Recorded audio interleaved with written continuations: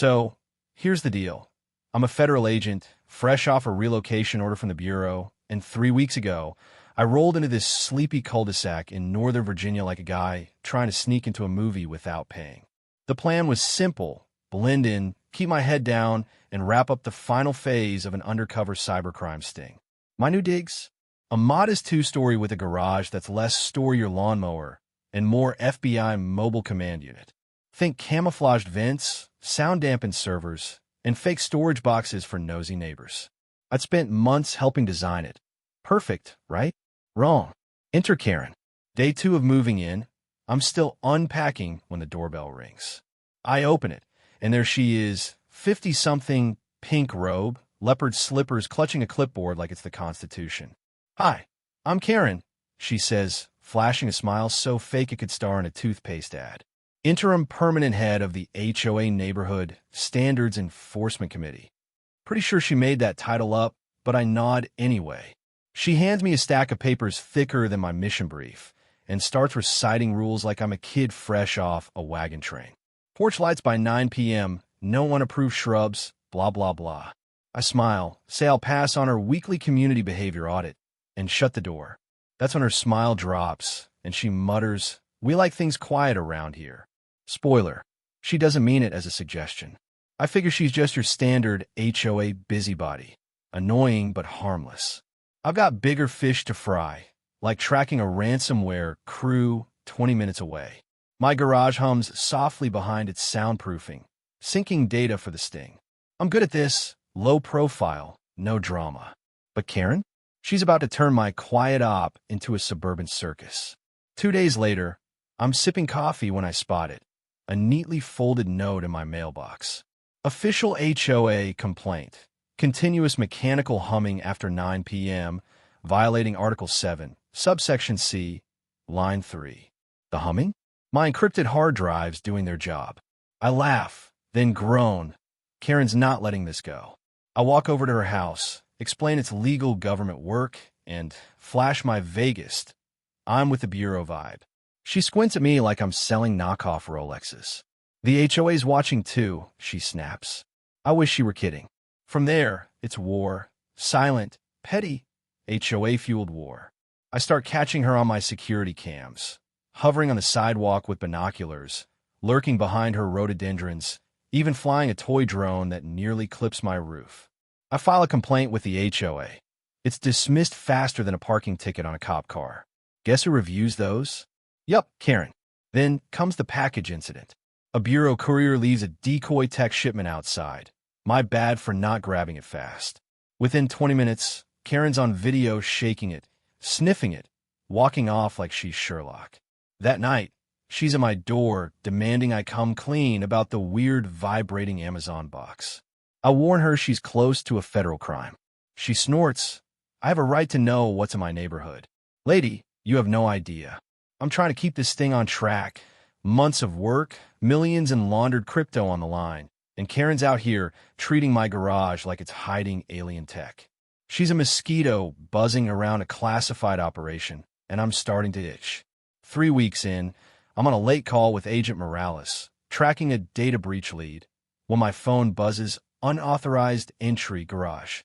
I flip to the feed, and there she is, Karen, crowbar in hand, prying open my garage door at midnight. She's shrieking about illegal humming and government radiation, oblivious that she's just breached an FBI command unit. The lockdown kicks in, red lights flash, lock snaps shut, a robo-voice blares, federal facility breached, authorities en route. She screams, trips over a cable tray, and knocks over backup drives. The cybercrime task force watches on 20 feeds, eating popcorn, debating whether to cuff her now or let her flail. I sprint outside, punch in the override code, and the door slides open. Karen scrambles out, clutching her ankle, yelling about robot kidnappers. I'm explaining to the responding agent that I warned her. She broke involuntarily, and no, I didn't touch her. She refuses medics, but vows to sue me for psychic injury, limping off with, "This isn't over." She's right. My phone's blowing up. Morales is livid, not at me, but at the risk. Our ops live feeds go to Quantico, D.C., New York, and now Karen's a glitch in the system. I'm standing there, watching her hobble away, wondering how a nosy neighbor just turned my mission into a live-action disaster movie. Next morning, it's worse. Karen posts a 10-minute video online. Government man hiding alien tech in suburban garage. Shaky footage, dramatic narration, zero facts. She accuses me of mind control and code-violating shelves. By noon, it's at 200,000 views. The HOA's back, Karen waving a homemade Geiger counter and bylaws. My neighbor Steve, a retired Navy guy, warns me she thinks I've got a death ray. I laugh until I see he's serious. She's not just a pest anymore. She's a loose cannon. Her videos pulling eyes to my low-profile setup, and Morales is sweating bullets. We're so close to nailing this ransomware crew, and Karen's turning my cul-de-sac into Conspiracy Central. I'm stuck explaining to HQ that no, I didn't invite this chaos. It just showed up in leopard slippers.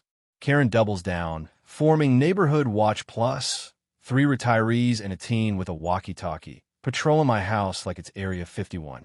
She's got binoculars, a notepad, an orange vest that screams Etsy knockoff. She hands out flyers, protect our neighborhood, investigate the mystery garage, with a blurry server pic from her break-in. She's printing federal crimes like campaign swag. Morales tells me to keep the peace.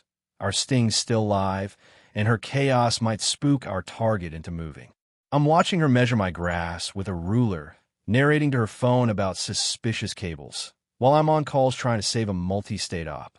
It's absurd, but it's working. She's a distraction, just not the one we planned.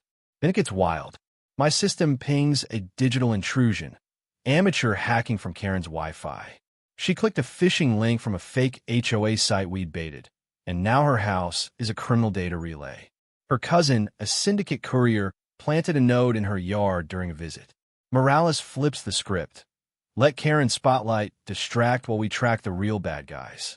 Her expose the garage. Event draws a crowd. Projector, folding chairs, sock puppet reenactments. I'm in the command unit, watching biometric scans, while she rants about sonic weapons. She's a pawn, and she doesn't even know it. At 4 a.m., agents sneak into Karen's yard, swap the relay for a decoy. Her watchdogs miss it, too busy arguing online.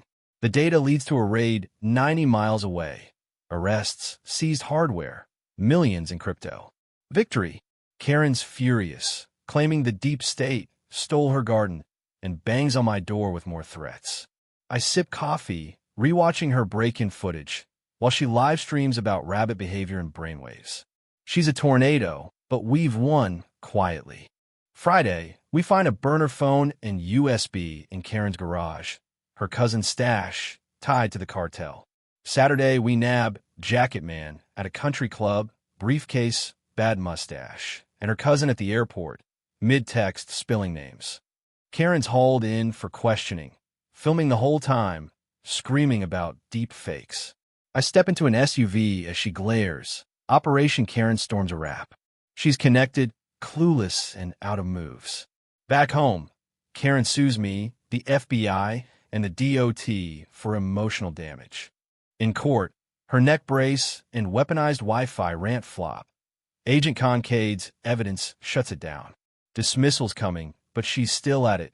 Pamphlets, truth sessions, a mailbox screaming, "I know my rights." Half the neighbors shun her, half by her whistleblower act. She's a legend in her own mind, but legally, she's toast. Agent Ramos moves in across the street. Karen's chaos cracked a bigger case, and the bureau's still digging. I pack up, the command unit's gone, and I wave goodbye. Karen records me, plotting her next lawsuit, but I'm out. She broke into my garage, thinking she'd save the day, helped us bust a network instead, and proved one thing: my property, my rules. Chaos found her, not me, and as I drive off, I'm laughing. She's the secret she tried to expose.